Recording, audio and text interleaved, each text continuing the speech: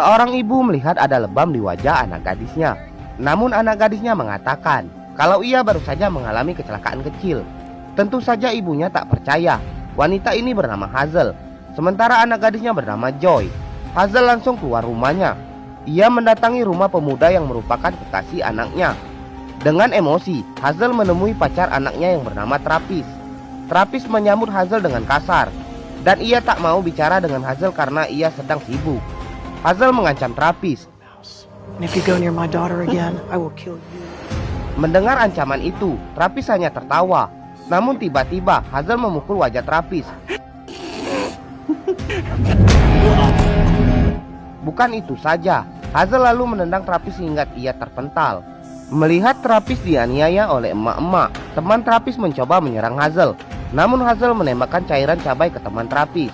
Hazel lalu menodongkan senjata pada Travis yang kesakitan karena telah dipukul Hazel. Hazel meminta Travis bangun. Karena Travis tak mau bangun, Hazel menembakkan pistolnya di samping kepala Travis. Travis yang tak berdaya akhirnya dibawa Hazel dengan mobilnya. Hazel membawa Travis ke padang pasir. No coincidence. Dalam kondisi tangan terikat, Travis dibawa Hazel ke sebuah lubang yang telah ia gali. Dari awal Hazel sadar kalau Travis bukanlah pemuda baik-baik. Tak lama berselang, suara tembakan pun terdengar. Dikisahkan sebelumnya, Travis dulunya adalah gadis cantik yang merupakan pembunuh bayaran. Ia menghabisi targetnya dengan sangat rapi. Dan 20 tahun kemudian, Hazel telah berhenti dari pekerjaannya. Ia kini membuka sebuah rumah makan di sebuah desa terpencil.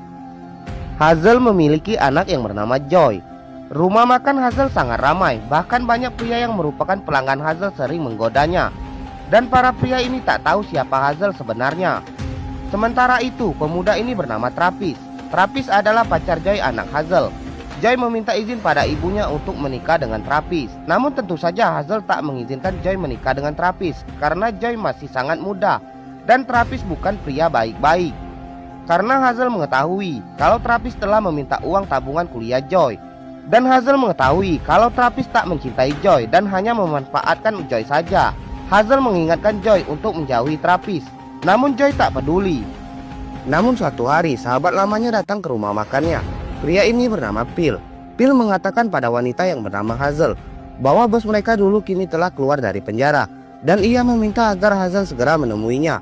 Tentu Hazel tak mau menemui mantan bosnya karena ia sudah insaf saat ini. Namun Phil mengancam dan mengatakan kalau Joy anak Hazel adalah gadis yang cantik.